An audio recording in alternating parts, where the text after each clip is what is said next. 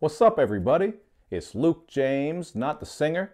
If you're looking to get your music reviewed, you can hit up this email that's right here. But today, I am finally going to talk to you guys about this Lil Wayne mixtape called D6 Reloaded. I know I've been gone for a little while. Obviously, as an Eagles fan, I've been enjoying the big Super Bowl win. First Super Bowl win ever in history for the Eagles, so I'm very excited about that. I know some of you are going to click dislike depending on your team, but you know what it is, man. I was just happy we got a good Super Bowl that went back and forth. Very good game, and my team came out on top. So it is what it is, but we're going to jump right into this one. I'm not going to go too in depth because I already talked about the first D6, and frankly, I'm just kind of Lil Wayne'd out. And really, this is just more of the same from Lil Wayne anyway, just a long-ass project where he's going in over industry beats. Now, first of all, there were a couple of tracks I really liked on here, and again, I was impressed with some of Wayne's flows and rhyme schemes. In particular, I think he was snapping on the Barfest Sick, and especially on the song Big Bad Wolf, where he actually flipped some crazy schemes involving Giannis Antetokounmpo's last name. I don't know if I said that name right, man. At least I fucking tried. But he's flipping rhymes that go with that name, and it just sounded really dope how he worked that in. So, you know, Lil Wayne has just shown us with this project and the first D6 that he has plenty of bars. I mean, even on some of his past tapes, you're still going to hear that. But I just feel like on D6 and D6 Reloaded, he's really gotten back to some of his best work in years. These two projects, I think, were better than a lot of his recent tapes. But you're still going to get some of those throwaway auto-croon tracks. And once again, like I say in pretty much every Lil Wayne review, I think this is something that people are split on. You either love auto-tune Wayne and think it's great, just the way that he's sing-songing and, you know, going in about pussy and the usual things, or you're just kind of tired of that and you prefer when he's straight up spitting, which is mostly what he did on the first D6. I actually felt like this reloaded version had a lot more of the auto-crooning on it. And by the way, this shit is like an hour and a half, so it just kind of felt like too much Wayne after we already got some Wayne. But there are still a couple good tracks I'll get into. But first, I did mention these auto-croon joints. You do have Too Hot for TV with Lil Twist.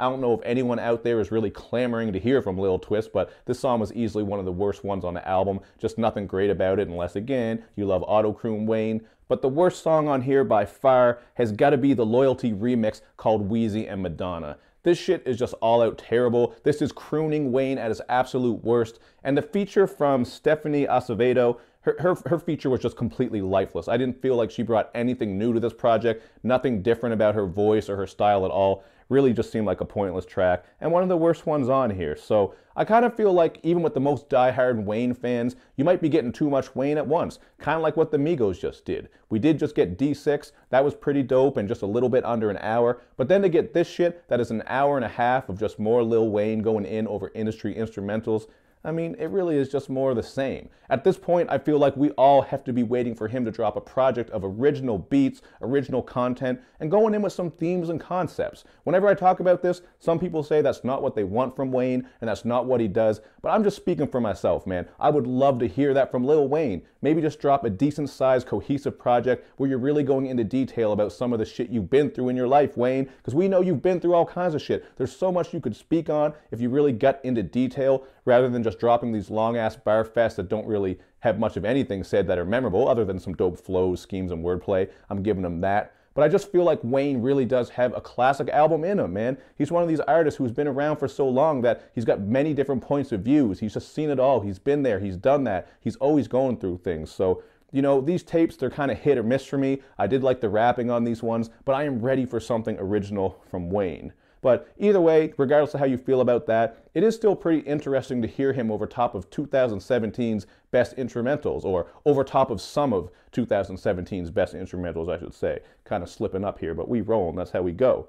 You will hear him on Gummo, obviously. Tekashi 6ix9ine was killing that track, at least, you know, I mean, wasn't rapping his ass off, but that track, I mean, was very explosive. Definitely got a lot of plays when people were talking about it. So you do hear Lil Wayne's take on it, which I thought was decent. And he does go in over Gucci Gang and The Race. I mean, these are just three of the biggest hits from 2017. So obviously you want to hear Lil Wayne rap on these beats, you're going to appreciate that. But one of the weirdest choices on here to me is that song Bloody Mary. On this one, we get Tupac's Hail Mary beat, except it's really shitty, like it's just mixed up and twisted around, just the same sample. It doesn't really sound good at all. And we get Joel Santana featured on here, sounding like he recorded his shit in a goddamn Tupperware container, like a large Tupperware container. They just walked in, started rapping. The shit is not mixed well. The beat I thought was just really bad, so that was one track that easily is filed underneath my least favorites. But thankfully, some of the other features on here are much better. We really got some nice bars from Euro and Jay Jones on the song Abracadabra, and this was the only original beat on here as far as I know. Just an 808 banger with a little bit of flute, so I thought this was one of the best tracks. You do get that auto-croon Wayne, which I personally am not a big fan of, but the rest of the track is dope, so I don't mind it, man. People often say I just hate everything that has to do with auto-crooning, but that's not true. If everything else going on with it is dope, then you know what? I can deal with it. But when it's just the boring, typical auto-croon shit, like a lot of these tracks on here, then, you know, I could do without that. But easily the standout track has got to be Family Feud, man. This shit is some damn fire. This is just Drake and Wayne. Obviously, they're going in over Jay-Z's Family Feud instrumental, and I think they both fit this beat perfectly, especially Drake. I thought he was riding that shit nicely. He had some nice bars in here about the usual things, just some braggy bars, throwing a couple subliminals, and just mentioning how Wayne deserves so much more for all that he did for Cash Money, and we see how fucked up the situation with Birdman is, so Drake was riding for his homie, obviously, since Weezy helped put him on, so I thought that was a great verse from Drake, and this really just felt like that vintage Drake and Wayne. I'm talking about some shit from many years ago. They really were flowing their asses off on here, lots of nice bars, and even just their vocal styles and flows fit this production perfectly, man. I think out of D6 and D6 Reloaded, this was probably the best track. It really just felt cohesive and nice, so again, man, there are a lot of moments on here that give me hope. By all means, I think Weezy can still rap his ass off when he wants to. There's lots of clever wordplay and punchlines on here, as well as some silly shit. I mean, I'm not going to bother doing a funniest lyrics section since I just did with the D6 review, and you know what, I'm late on this one anyway, so I just wanted to give you my quick thoughts.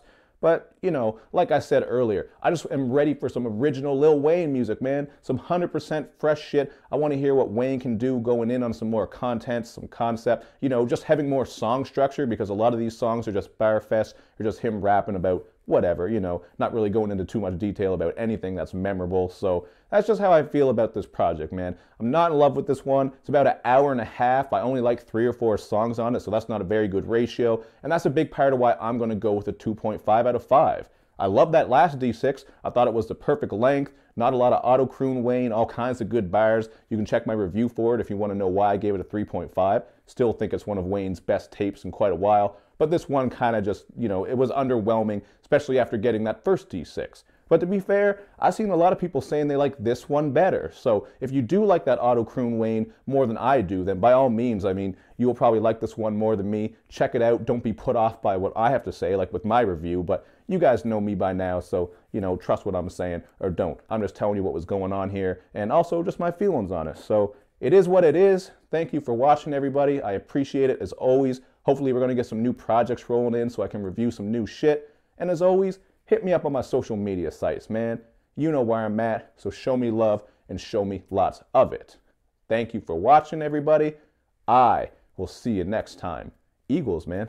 Super Bowl champs. See this right here? See this right here? Got a bunch more gear coming on the way. Very excited for my team, man. They did it. They got a great young team. We got more in the works. I can't wait to see what's going to happen in the offseason. This team might stick around for a while, man. Hopefully, we'll have to see what happens. Thanks for watching.